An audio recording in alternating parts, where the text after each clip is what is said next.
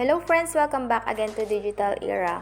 For today's video ay share ko sa inyo kung paano mag-customize ng link sa ating mga Facebook account. But before we get started, please don't forget to support my channel by clicking the subscribe button and also hit the notification bell for you to be updated on my next video. So without further ado, let's get started. First guys, open natin yung ating Facebook account. And then from here, itap natin sa tatlong horizontal line located on the upper right corner. Scroll down natin and then sa settings and privacy, itap ulit natin sa my settings. So once na nandito na kayo sa page na ito, under account center, punta tayo sa my personal details. Alright, so itap natin and under profiles, makikita rin natin dito yung mga connected na Instagram accounts natin if ever na meron. Then, tap natin yung name ng ating Facebook. So, ito yung pinakauna. So, dito, itap natin sa my username. So, dito guys, nakalagay, pag change natin yung ating username, it also change your Facebook timeline address. So, mag-iiba rin po yung link ng ating Facebook account.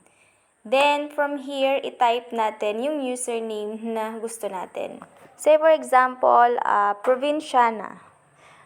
Okay, so username is not available. Ibig sabihin, meron nang gumagamit ng username na ito. In choosing a username guys, i-consider din natin yung uniqueness.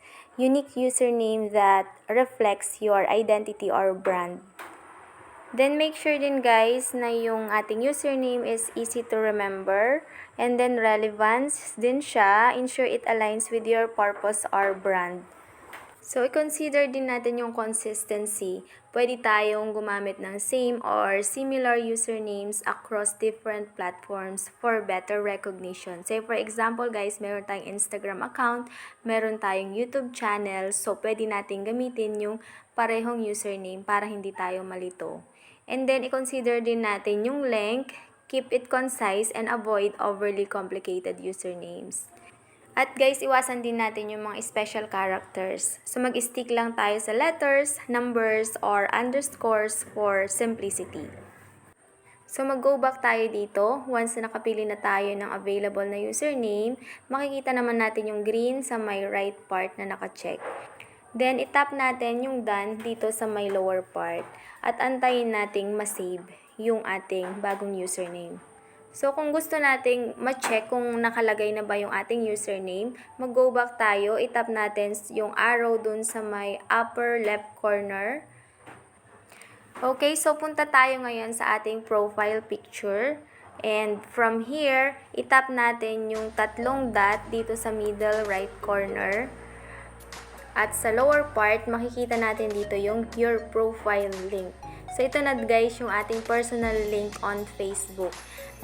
So, dito sa ating Facebook link, nakalagay na yung ating username. So, customize na guys yung ating link sa Facebook. Alright, so ganun lang guys, kadali maglagay ng username and then mag-customize ng link.